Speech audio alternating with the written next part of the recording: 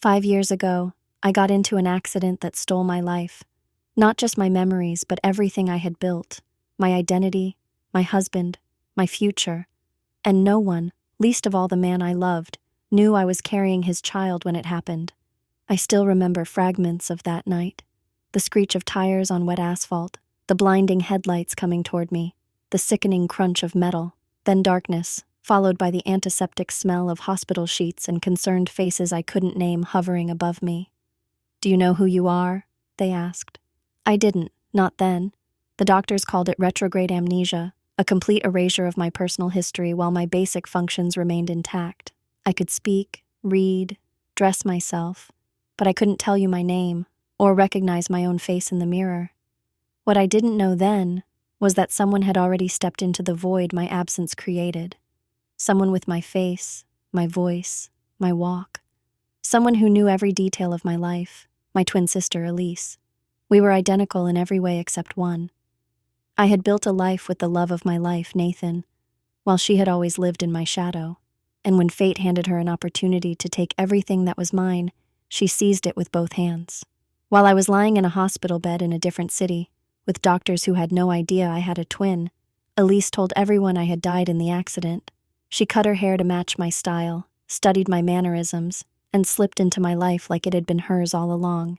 Into Nathan's arms, into my home, into the future we had planned together. And I became Jane Doe, a woman with no past, rebuilding from nothing, raising a daughter alone, never knowing she had a father who would have moved heaven and earth to find her. If only he'd known she existed. Until 3 months ago, when a chance encounter with an old photograph triggered something in my broken mind. A cascade of memories, flooding back in disjointed pieces.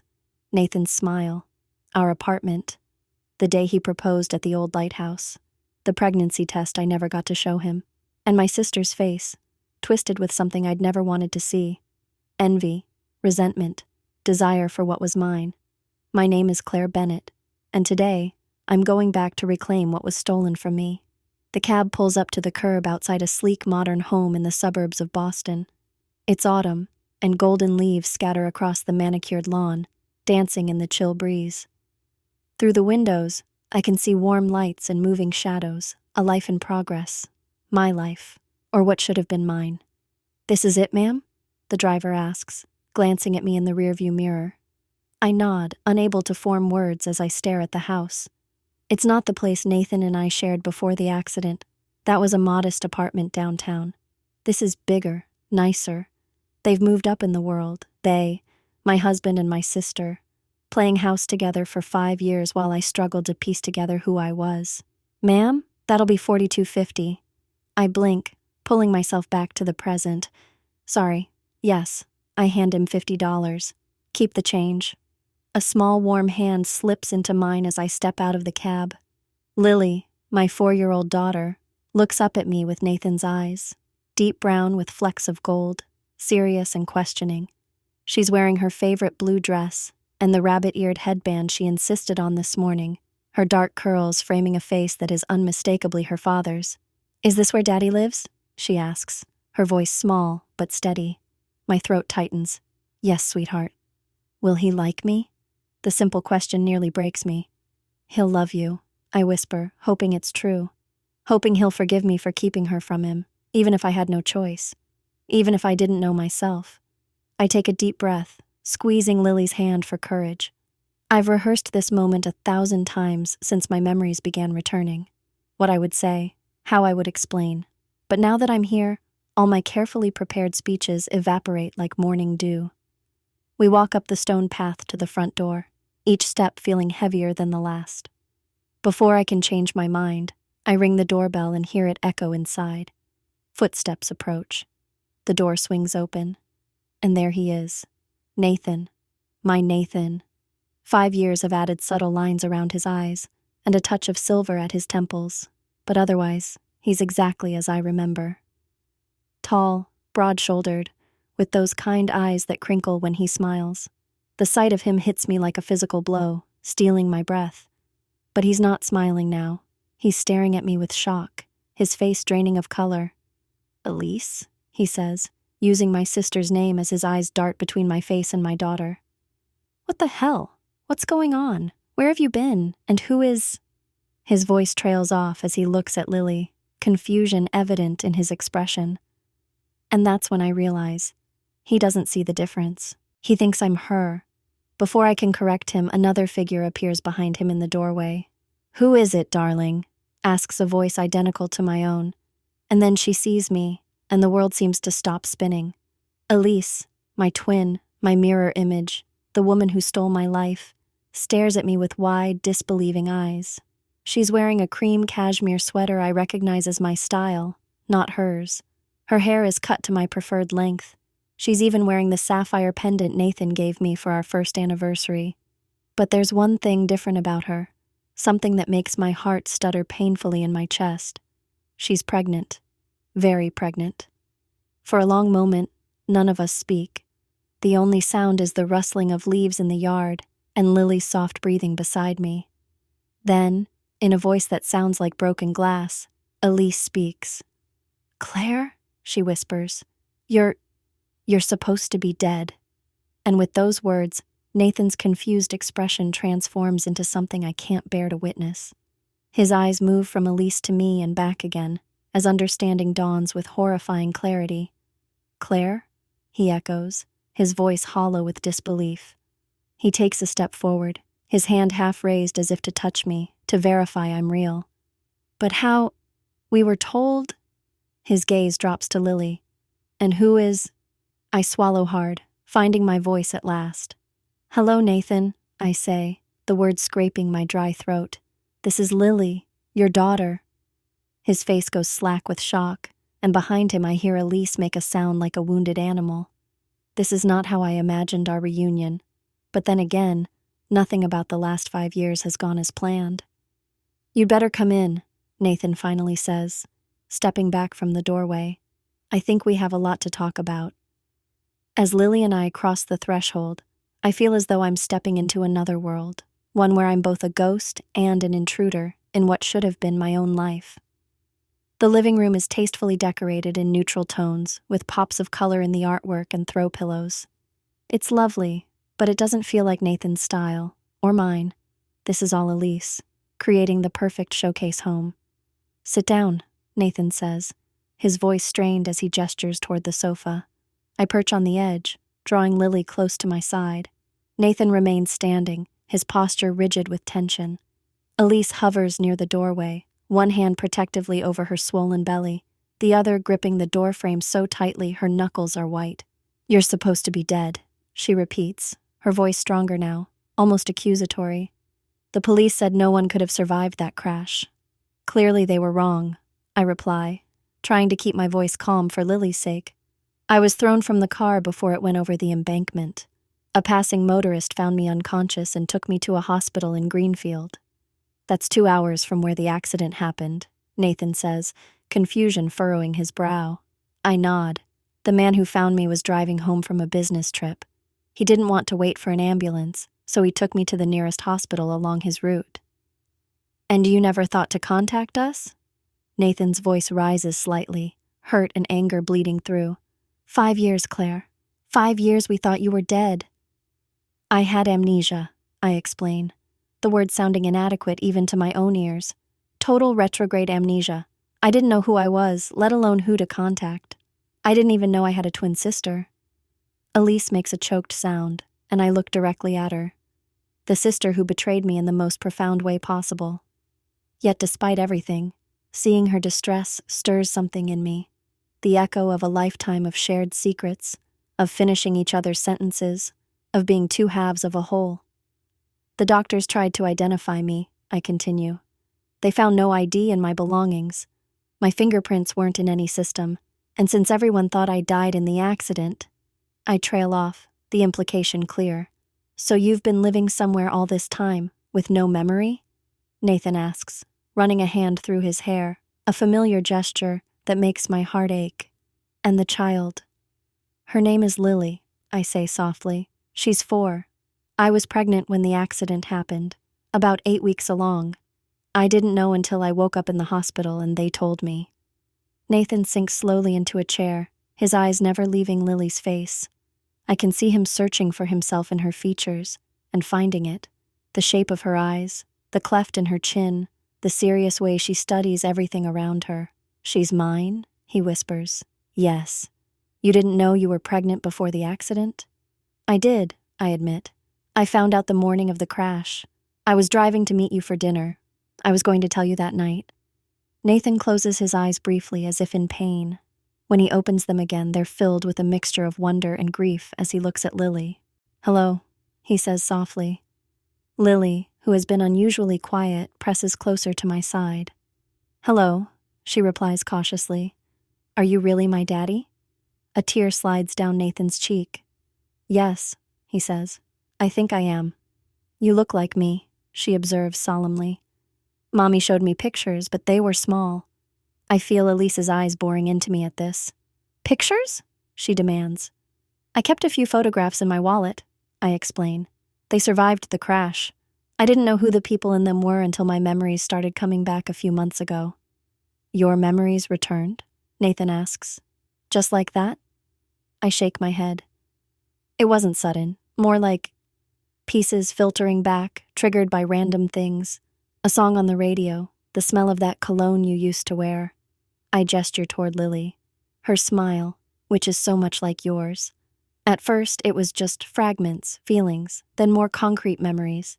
Your name, our apartment, the lighthouse where you proposed. Nathan's expression softens at the mention of the lighthouse, and I know he's remembering that day too. The wind in our hair, the waves crashing below, the small velvet box he'd kept hidden in his pocket until the perfect moment. Once I started remembering, it was like a dam breaking, I continue. Everything came flooding back, not all at once, but enough for me to understand who I was, who I am. And who is that exactly? Elise finally steps fully into the room, her voice tight with barely controlled emotion. "Because the Claire I knew died 5 years ago. I identified your body myself." "Did you?" I challenge, meeting her gaze directly. "Or did you tell them you had, when really there was no body to identify?" Her face pales, confirming my suspicion. "The car was crushed at the bottom of a ravine," she says defensively. "They told us no one could have survived, and recovery was difficult. I saw enough to know it was your car."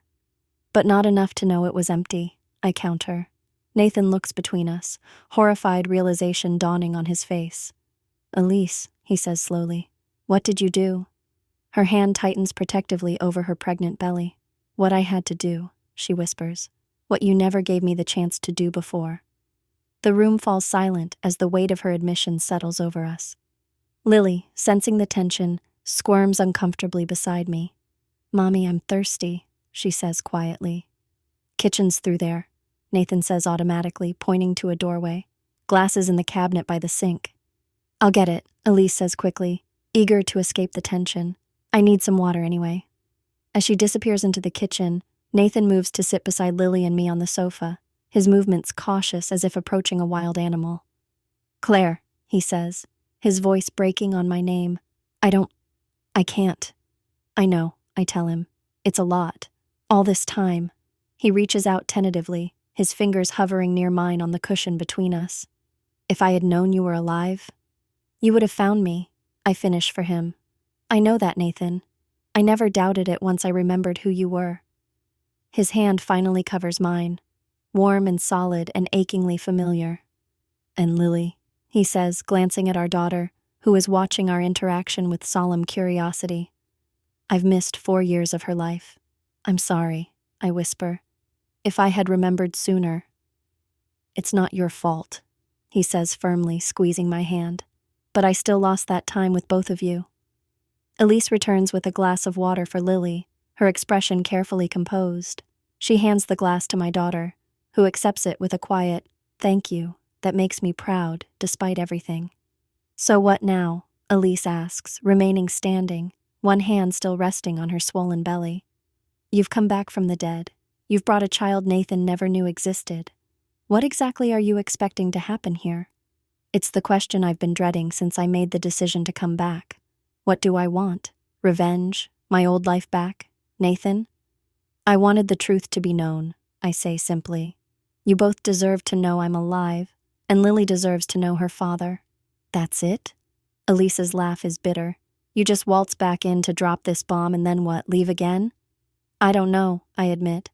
I haven't thought beyond this moment. Nathan's hand tightens on mine. Where have you been living? He asks. Philadelphia, I reply.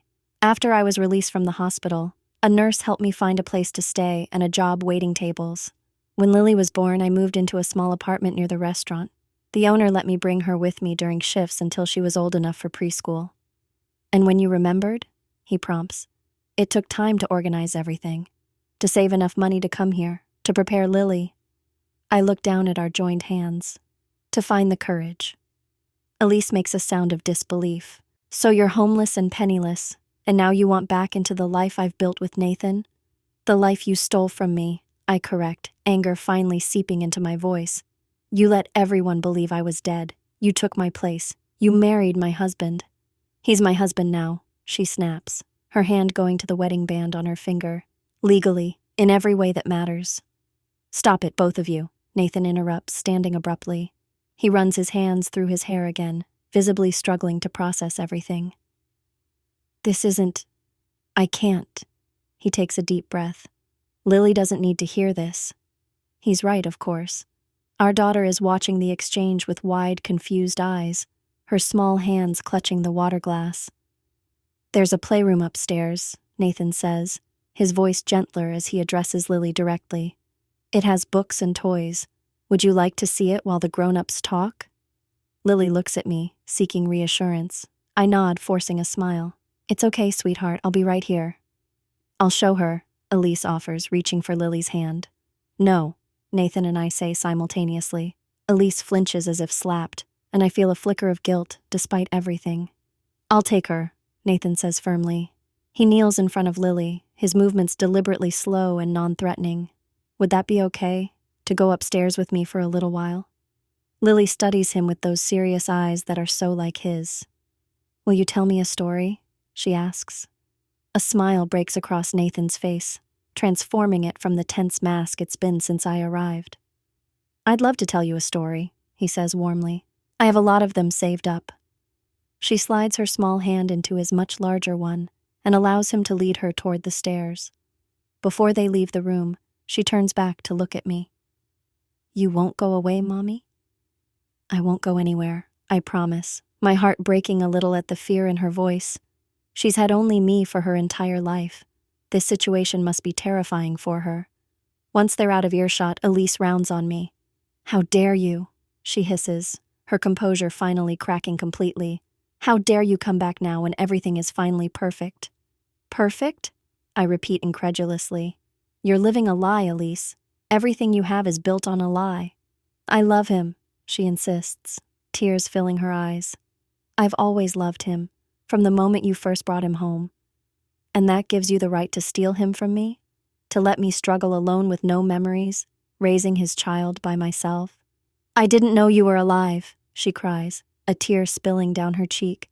I swear, Claire, they told us no one could have survived that crash. But you never saw a body, I press. You never actually confirmed it was me. She looks away, her hands cradling her pregnant belly. I saw your car, crushed beyond recognition. I saw blood on the airbag. What was I supposed to think?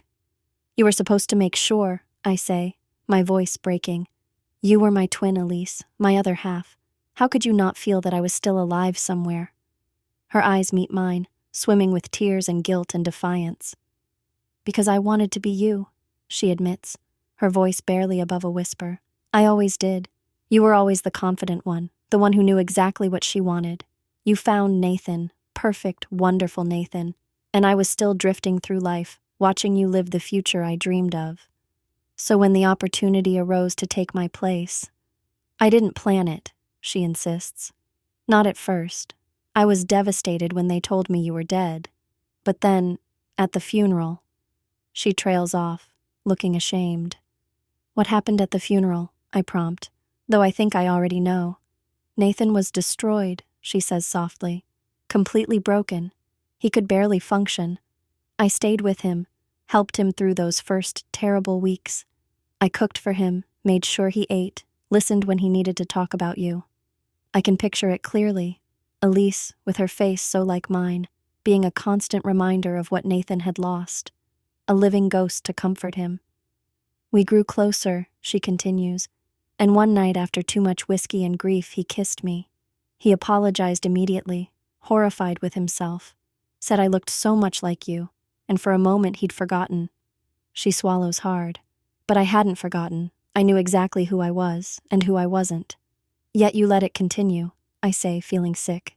You encouraged it. She doesn't deny it. It made him happy, she says simply, to have a piece of you back, and it made me happy to be wanted by him, even if it was because I reminded him of you.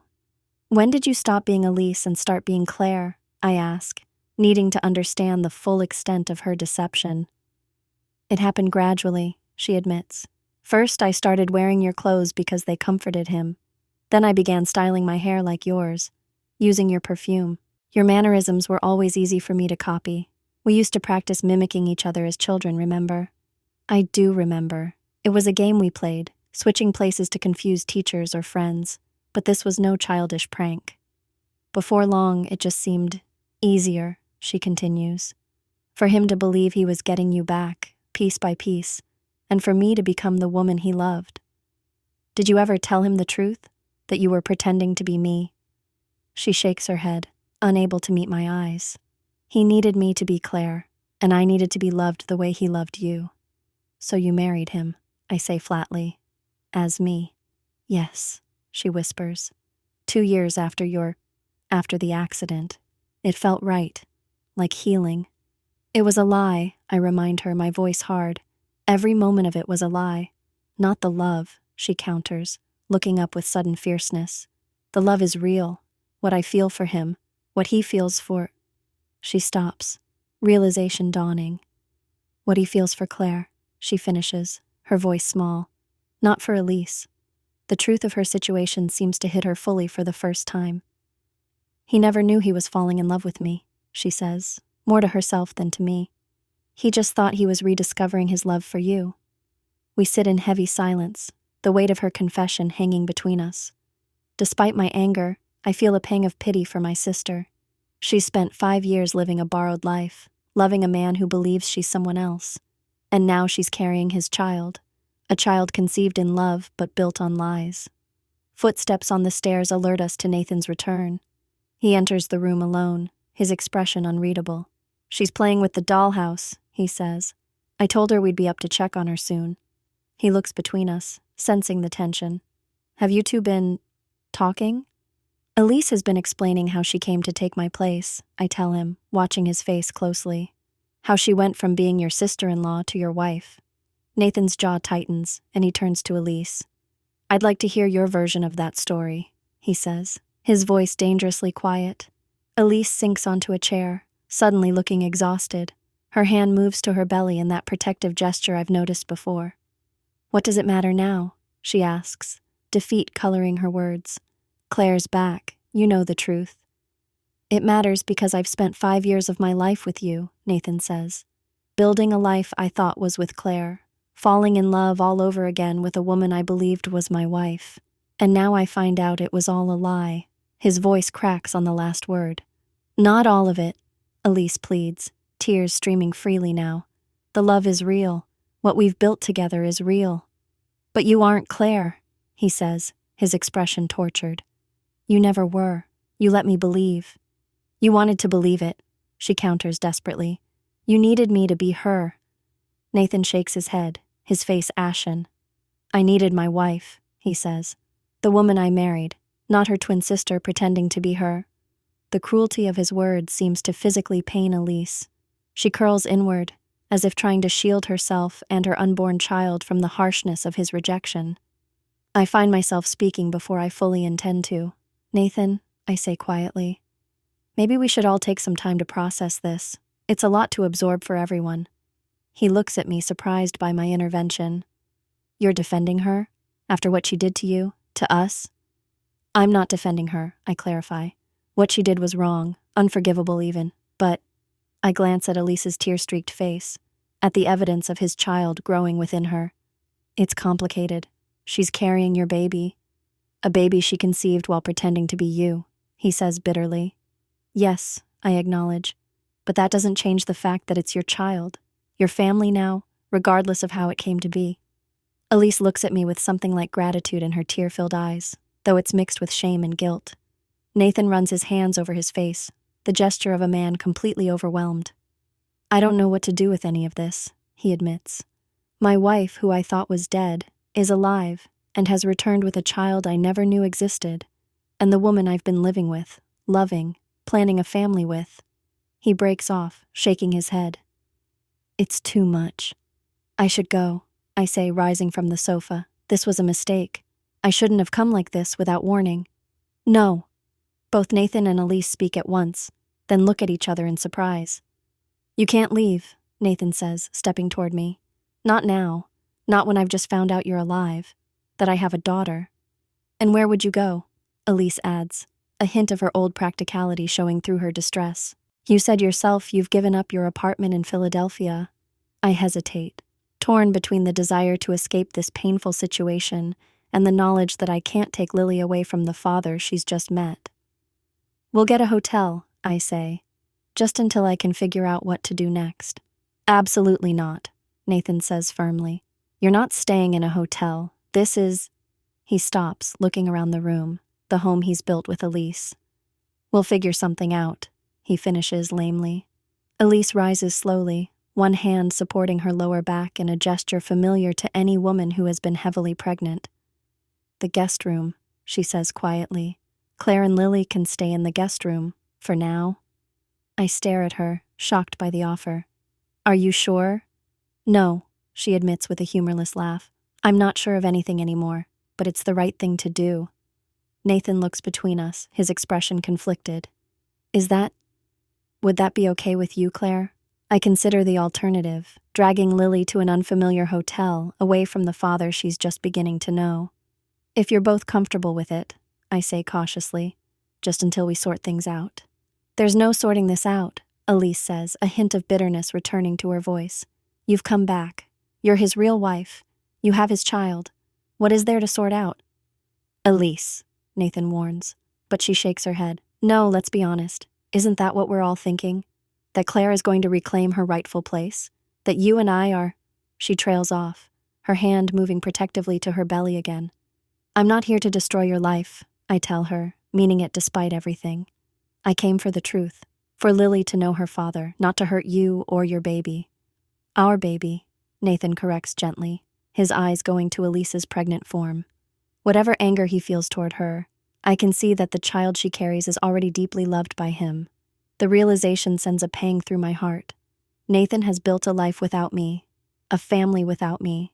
Even if Elise's method of creating that family was based on lies, the family itself is real. I'm tired, I say, suddenly feeling the weight of the day's emotions. And I should check on Lily, if the offer of the guest room still stands. Of course, Elise says, her voice hollow. I'll show you upstairs.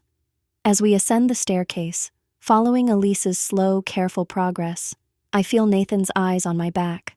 I don't turn around. I'm not ready to see what's in his expression. Love, confusion, resentment, regret. Any of those emotions would be too much to bear right now. The upstairs hallway is lined with framed photographs chronicling a life I wasn't part of. Nathan and Elise on their wedding day. Vacations to places I've never been. Holiday gatherings with friends whose faces I don't recognize. A life built without me. A happiness created in my absence. And now I've returned to complicate everything. I pause outside a doorway where I can hear Lily's voice, talking softly to herself, or perhaps to the dolls in the playhouse Nathan mentioned. The sound grounds me, reminding me why I'm here, what matters most. She's a beautiful child, Elise says quietly, following my gaze. She looks just like him. Yes, I agree, feeling a strange moment of connection with my sister despite everything. She does. Elise leads me to a door at the end of the hall. The guest room, she says, pushing it open to reveal a tastefully decorated space with a queen-size bed and attached bathroom. There's only one bed, but it's large enough for both of you. Thank you, I say, feeling the inadequacy of the words. What do you say to this sister who stole your life but is now offering you a place in it? Elise hesitates in the doorway, her hand resting on her swollen belly. In the soft hallway light, with her face free of makeup and her eyes red from crying, she suddenly looks exactly like what she is, my twin, carrying an impossible burden of guilt and fear. "Why did you really come back, Claire?" she asks, her voice barely above a whisper. "Was it for Nathan?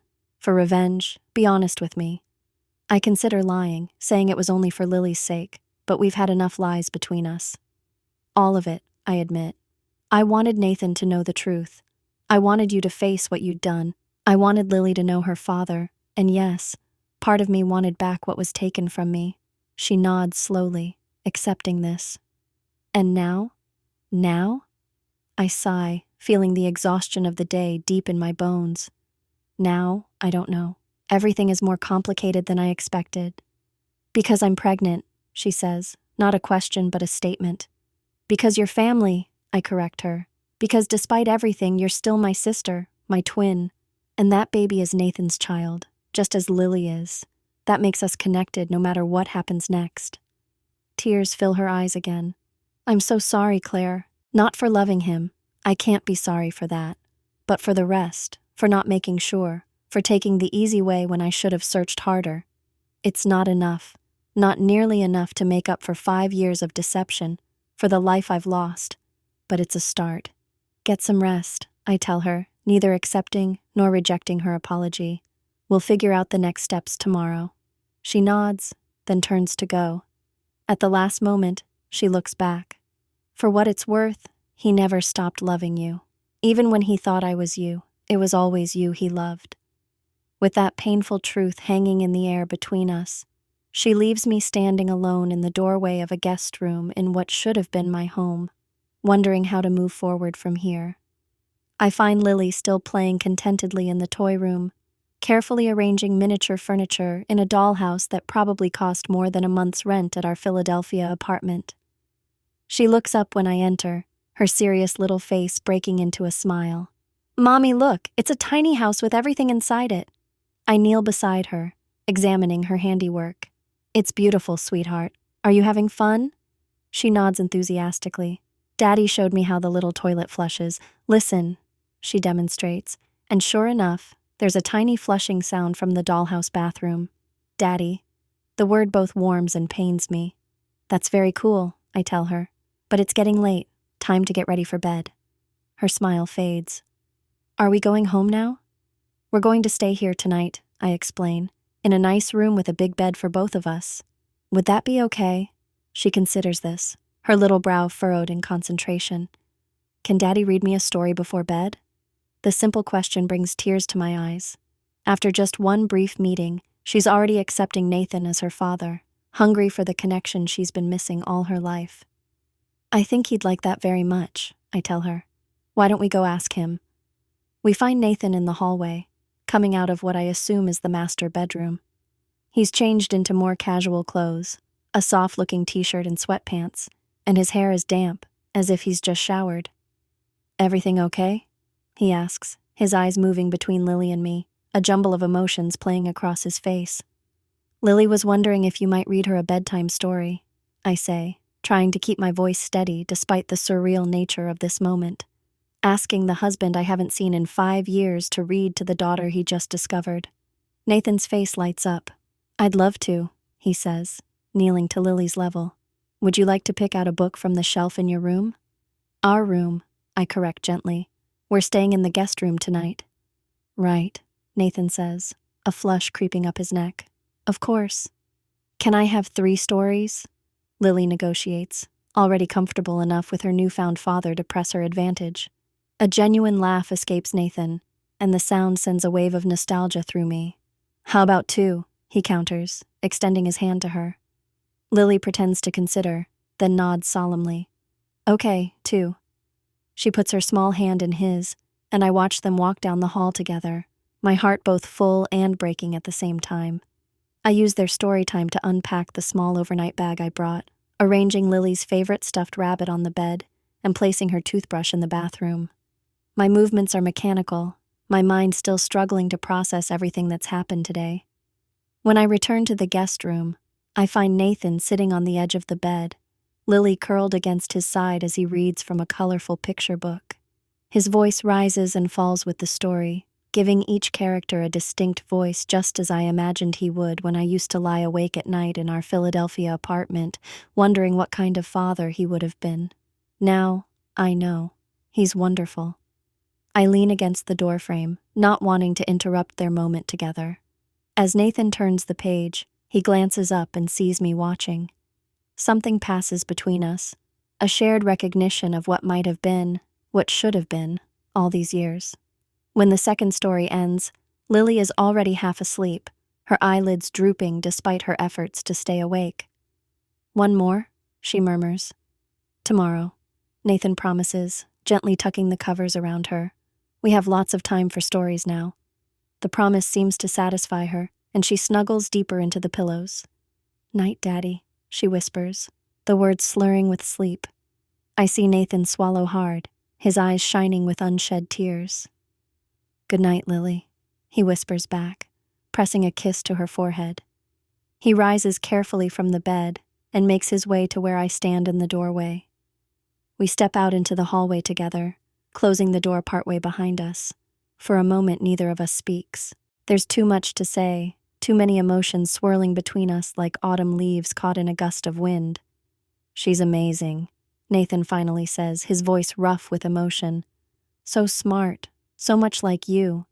"She has your eyes," I reply, "your seriousness, your laugh. I missed everything," he says, the pain in his voice cutting me like a knife. "Her birth, first steps, first words." "I know," I whisper. "I'm so sorry, Nathan." "It's not your fault," he says firmly. "None of this is your fault." I nod, though guilt still gnaws at me. If I had remembered sooner, searched harder, found my way back to him before he built this new life. "Where do we go from here?" Nathan asks, voicing the question that's been haunting me since I arrived. "I don't know," I admit. "I didn't think beyond finding you, telling you the truth." He runs a hand through his hair, that familiar gesture that used to mean he was stressed or thinking deeply. "It's so complicated now with Elise, the baby." "I know." I hesitate, then ask the question I'm most afraid to hear the answer to. "Are you happy with her, Nathan? With the life you've built?" He looks away, and I can see him struggling with his answer. "I thought I was," he finally says. "But now I don't know what parts were real and what parts were illusion. Was I happy with Elise, or was I happy with the ghost of you she created?" "She loves you," I say, the words painful to utter but true nonetheless. "That part wasn't fake." "Maybe," he acknowledges, "but she lied about everything else. Every day, every moment we've shared for 5 years has been built on a lie." His voice hardens with hurt and anger. How do you forgive something like that? I have no answer for him. I'm still wrestling with that question myself. "And now you're back," he continues, his eyes finding mine in the dim hallway light. "Alive, real, with our daughter." His voice breaks on the last word. "I didn't come back to destroy your life," I tell him, needing him to understand. "Or Elise's. I needed you to know the truth. About me. About Lily." "And now that I know," he asks, his gaze intense, "what happens next?" The question hangs between us, heavy with implications. What do I want from him? What do I have the right to ask for? "I don't know," I say again, truthfully.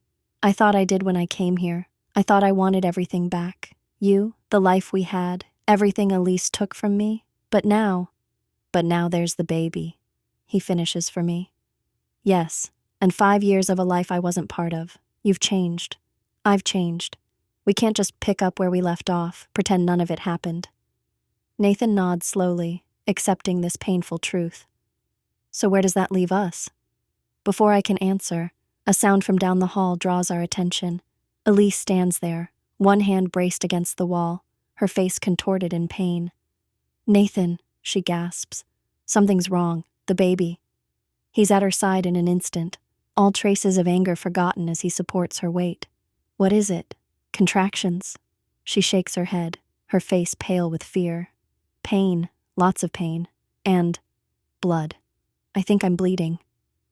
Time seems to slow down as the implications sink in. She's only 7 months along, I realize. Too early. "We need to get to the hospital." Nathan says, his voice steady despite the panic I can see in his eyes. Now. Lily, I say, glancing back at the guest room where our daughter sleeps peacefully. I can't leave her alone. Bring her, Elise says through gritted teeth. Please, Claire, I know it's asking a lot, but please. And just like that, the tangled mess of emotions, resentment, anger, betrayal, falls away, leaving only the essential truth. My sister needs me. The baby, Nathan's baby, needs me. Go, I tell Nathan. Get her to the car. I'll wake Lily and be right down. He gives me a grateful look, then turns his attention back to Elise, helping her down the hallway with gentle urgency. I wake Lily as carefully as I can, apologizing for disturbing her sleep as I wrap her in a blanket. She's groggy and confused, but doesn't protest as I carry her downstairs and out to the waiting car. Auntie Elise isn't feeling well, I explain as I buckle her into a booster seat Nathan must have hastily installed. We need to take her to the hospital. Lily blinks sleepily, taking in Elise's pained expression in the front seat. Is the baby coming? She asks. Maybe, I tell her, not wanting to frighten her with the truth, that the baby might be in danger. We'll see what the doctors say. The drive to the hospital is tense, Nathan navigating the dark streets with controlled urgency, while I keep one eye on Elise and the other on Lily, who drifts back to sleep despite the circumstances. Emergency room staff whisk Elise away immediately, leaving Nathan, Lily, and me in the sterile waiting room. Lily curls up on a row of chairs, using my lap as a pillow, while Nathan paces anxiously. Family of Elise Bennett? A nurse calls after what feels like hours but is probably only 45 minutes. Here, Nathan says, hurrying forward. I'm her husband. The nurse nods. The doctor would like to speak with you. Nathan glances back at me, uncertainty written across his features. Go, I encourage him.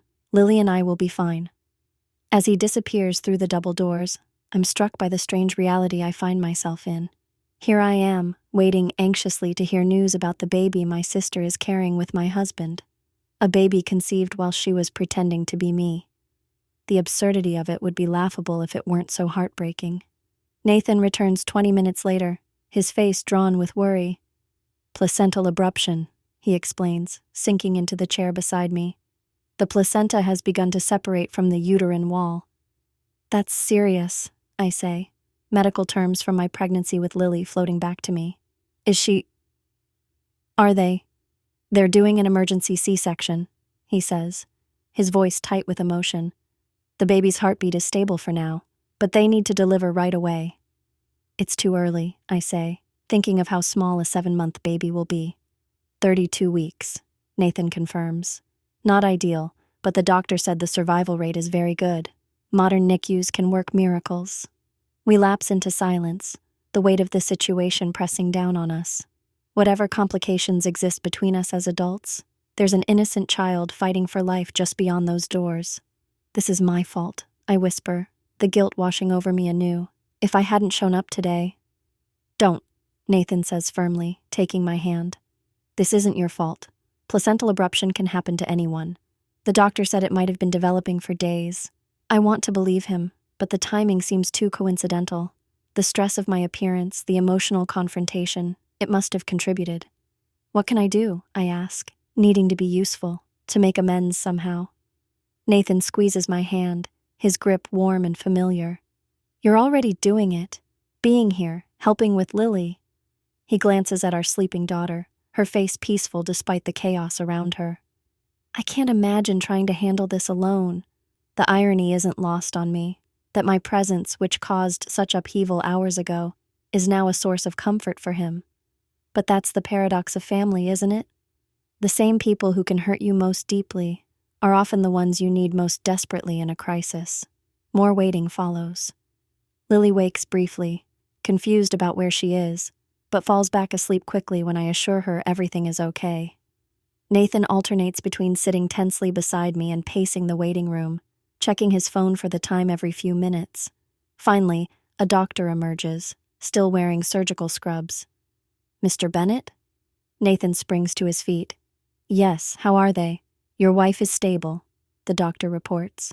She lost a significant amount of blood, but we were able to control the hemorrhaging. She'll need to stay in the hospital for a few days, but should recover fully. "And the baby?" Nathan asks, his voice barely above a whisper. The doctor's expression softens. "Your son is in the NICU. He's small, 4 pounds, 3 ounces, and his lungs aren't fully developed, so he's on a ventilator. But his vital signs are good, and he's responding well to treatment." "A boy," Nathan says, wonder breaking through his anxiety. "We have a son." "You can see him shortly," the doctor continues. "The NICU staff will come get you once he's settled." "And my wife?" Nathan asks. "She's in recovery now. She was awake briefly after the surgery and asking for you. You can see her for a few minutes, but she needs rest." Nathan turns to me, conflict clear on his face. "Lily." "We'll be fine," I assure him. "Go, be with Elise, see your son." He nods gratefully. "I won't be long." As he follows the doctor through the double doors, I'm left alone with Lily, contemplating how dramatically life can change in a single day. This morning, I was steeling myself to confront the sister who stole my life. Now, I'm sitting in a hospital waiting room, anxious for news about her and the premature nephew I didn't know existed until hours ago. Nathan returns nearly an hour later, his eyes red-rimmed but a smile on his face.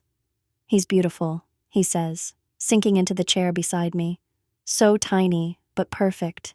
10 fingers, 10 toes. They have him in an incubator with all these tubes and wires, but the nurses say he's doing well for his gestational age." "And Elise?" I ask. "Sleeping now," he says. "She was barely conscious when I saw her, but she kept asking about the baby, about whether you and Lily were still here." "She was worried we'd left?" Nathan nods. "I think she's afraid of what happens next, between all of us. It's a fear I share, though I don't say so. The future that seemed so clear this morning, reclaiming my husband, introducing him to his daughter, rebuilding what was lost, is now incredibly complicated."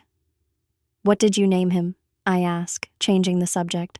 "James," Nathan says softly. "James Samuel Bennett. The middle name strikes me." "After my father?" Nathan nods. "Elise insisted, even before all this.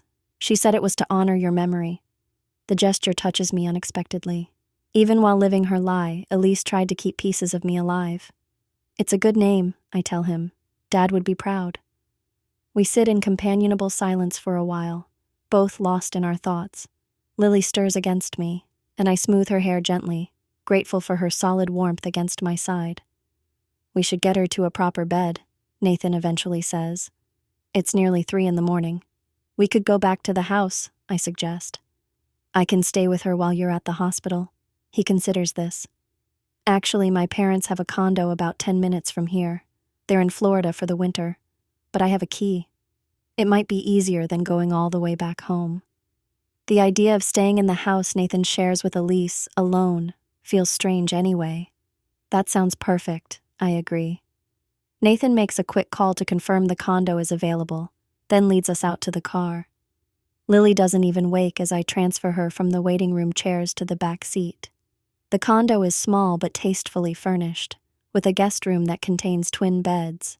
I tuck Lily into one while Nathan finds clean sheets for the other. "There's food in the fridge," he tells me, hovering in the doorway. "Mom always keeps it stocked in case they come up for a weekend. Help yourself to anything."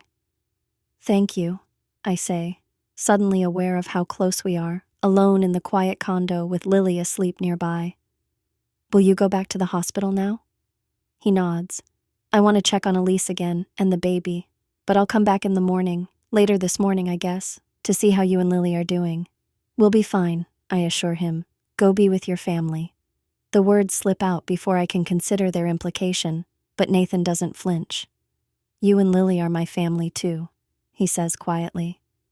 "I hope you know that." Before I can respond, he leans forward and presses a gentle kiss to my forehead, a gesture so familiar it makes my heart ache. "Get some rest, Claire. Tomorrow will be another long day." After he leaves, I sink onto the edge of the bed, emotionally and physically drained. The events of the day replay in my mind like scenes from a movie. Arriving at Nathan's house, the confrontation with Elise, the rush to the hospital. None of it played out the way I expected when I set out to reclaim my life. I change into the t-shirt and shorts I packed for sleeping and climb into bed beside Lily, listening to her soft, even breathing. Whatever complications exist in the adult world, at least she is safe, loved, and finally knows her father. It's enough for now. It has to be. The next few days establish a strange new rhythm. Nathan splits his time between the hospital where Elise is recovering and baby James remains in the NICU, and his parents' condo, where Lily and I have temporarily settled. Lily blossoms under her father's attention, soaking up every moment with him like a desert flower after rain. They build pillow forts, read stories, and play endless games of pretend. When Nathan is at the hospital, she speaks of little else but when Daddy comes back. I visit the hospital once, at Elise's request. I find her propped up in bed, pale but alert, her hands fidgeting with the edge of her blanket. "Thank you for coming," she says as I enter the room, "and for taking care of Lily through all this." "She's my daughter," I remind her, but without heat. "How are you feeling?" "Like I've been cut in half," she admits with a weak smile. "But they say I'm healing well. Another day or two and I can go home." Home. The word hangs between us, its meaning suddenly complicated. Whose home is it now? Nathan's house with Elise, my former life that she claimed? "And James?" I ask, steering away from that thorny subject. Her face softens. "Getting stronger every day. They've reduced his oxygen support and he's taking a little breast milk through a feeding tube." Pride fills her voice. "The nurses say he's a fighter." "May I see him?" I ask, surprising myself with the request. Surprise flickers across Elise's face too, but she nods. "Of course, Nathan can take you to the NICU after we talk." I settle into the chair beside her bed, waiting for whatever she wants to say. For a moment, she just looks at me, studying my face as if seeing it, truly seeing it, for the first time in years. "I've been thinking about what happens next," she finally says. "About you, and Nathan, and the kids." "Elise, you don't have to. Please," she interrupts. "Let me say this while I still have the courage." I fall silent, giving her the space to continue. "What I did was unforgivable," she says, her voice steady despite the tears gathering in her eyes. "Taking your place, letting everyone believe you were dead, marrying Nathan while pretending to be you." She takes a shaky breath. "I can't undo any of it. And the truth is, I don't know if I would, even if I could." I start to speak, but she holds up a hand. "Because then James wouldn't exist," she continues. "And despite everything, I can't regret the choices that led to him." I understand this completely. If my accident had never happened, Lily might not exist either. Different timing, different circumstances might have led to a different child, or no child at all. "But I know I need to face the consequences," Elise says. "You're Nathan's wife, his real wife, legally, morally, and Lily is his daughter." She swallows hard. "You deserve to have your family back." "It's not that simple," I tell her. "You're carrying his child too. James needs his father just as much as Lily does." "I know," she acknowledges. "That's why I've been thinking about—" A knock at the door interrupts us as a nurse enters. "Time for your medication, Mrs. Bennett," she says cheerfully. "And then we need to check your incision." Elise nods, then looks back at me apologetically. "Can we finish this conversation later, when I'm a bit more coherent?" "Of course," I agree, rising from the chair. "Get some rest. We have time to figure this out." As I leave her room, I wonder if that's true. Do we have time?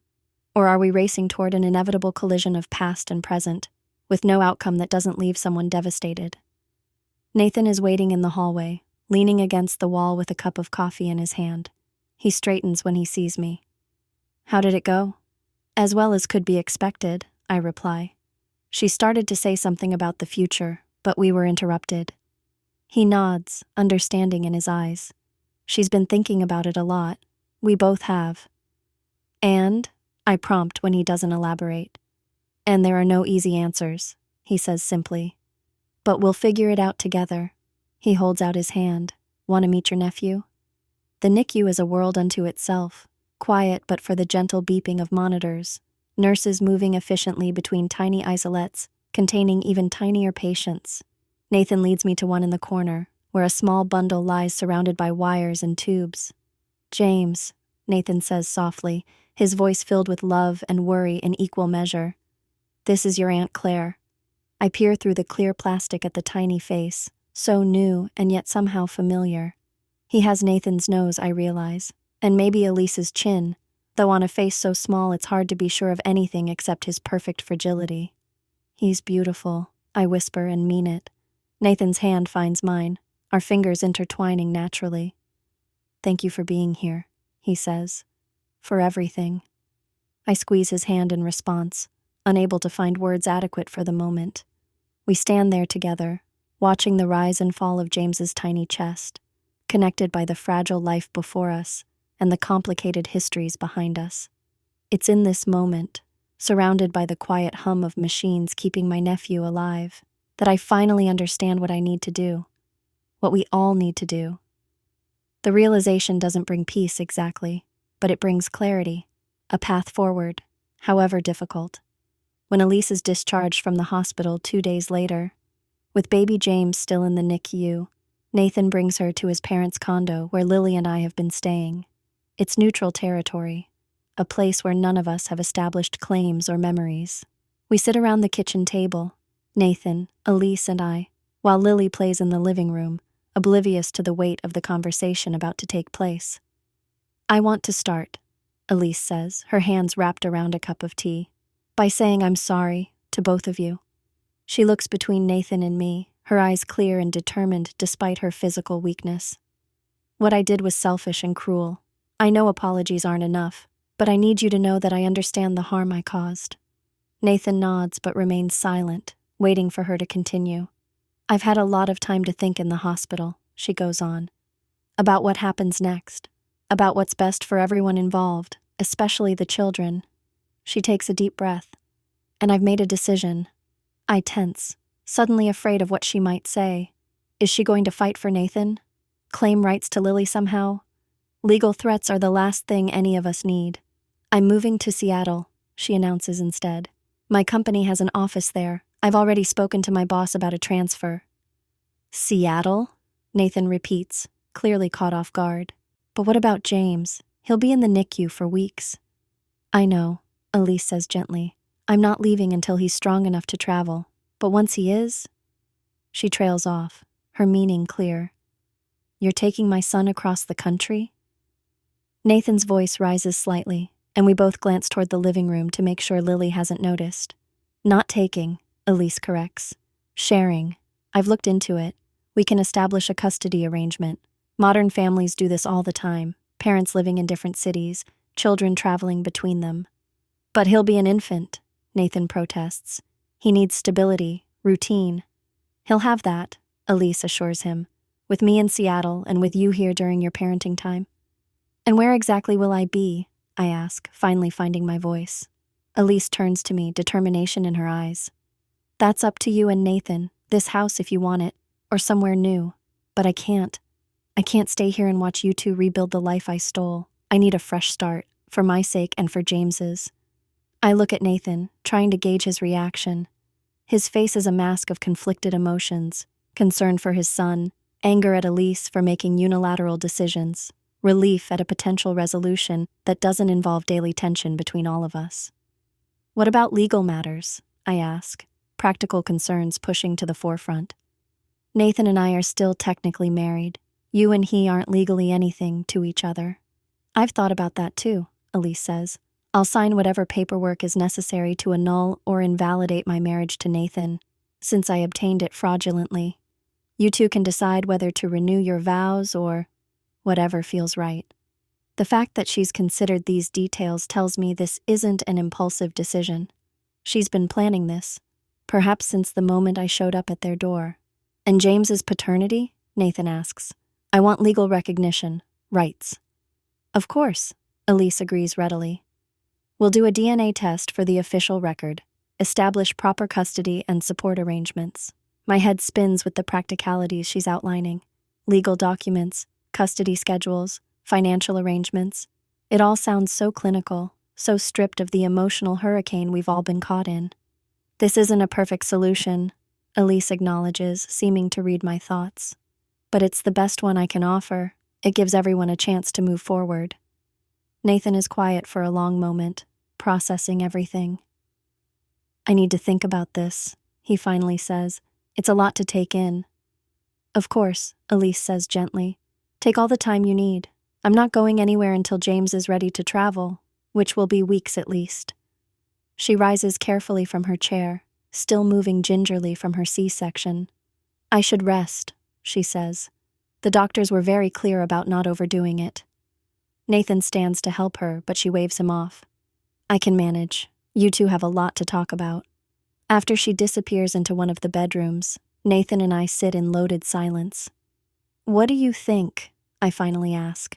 He runs a hand through his hair, that familiar gesture now laden with 5 years of history I wasn't part of. I think she's trying to do the right thing, in her way. But you're worried about James. Of course I am, he says. The idea of my son being thousands of miles away most of the time. He shakes his head, but I understand why she feels she needs to go. Do you? I ask, genuinely curious, because I'm still trying to wrap my head around it. Nathan's eyes meet mine. She's loved me for years, probably since college, though she never said anything because I was with you. When she thought you were gone, she saw a chance to have what she'd always wanted. And now I'm back, I finish for him. Yes. He reaches across the table, taking my hand.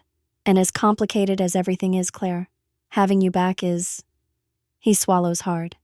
It's everything I dreamed of for those first terrible months after the accident, when I thought I'd lost you forever. His words warm something inside me that's been cold for too long. And now? I ask softly. What are you dreaming of now? A way forward, he says simply. For all of us, especially the children. His answer is both exactly right and maddeningly incomplete. But I understand his caution. This isn't just about us anymore. It's about Lily and James and even Elise, bound to us now by shared blood and complicated histories. So what do we do? I ask. Nathan squeezes my hand. We take it one day at a time. Focus on what matters most. The kids, the rest. The rest we'll figure out as we go. It's not the romantic reconciliation I might have imagined when I first set out to find him. There's no dramatic declaration of undying love, no promise that we'll pick up exactly where we left off 5 years ago. But maybe that's okay. Maybe, like Elise, we need to build something new rather than trying to reconstruct what was lost. One day at a time, I agree, returning the pressure of his hand with my own. I can do that. And in that moment, with my daughter's laughter drifting in from the living room and the man I've loved for a decade sitting across from me, it feels like enough. A beginning, if not the one I expected. The road ahead won't be easy. There will be legal tangles to unravel, custody arrangements to negotiate, new relationships to define. There will be days when the weight of what was stolen from us, 5 years we can never get back, feels too heavy to bear. But there will also be joy. Lily growing up knowing her father, Nathan getting to be the dad he always wanted to be, to both his children. New memories to create alongside the old ones we've recovered.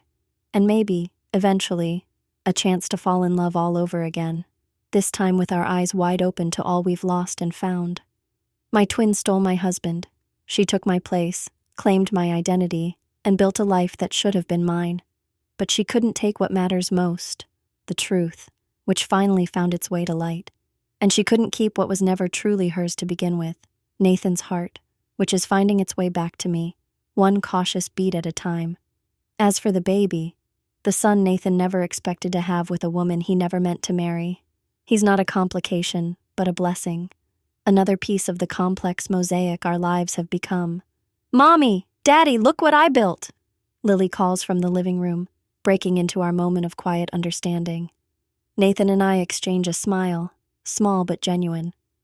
Then we rise together to admire our daughter's creation, stepping forward into whatever future awaits us. One day at a time, together,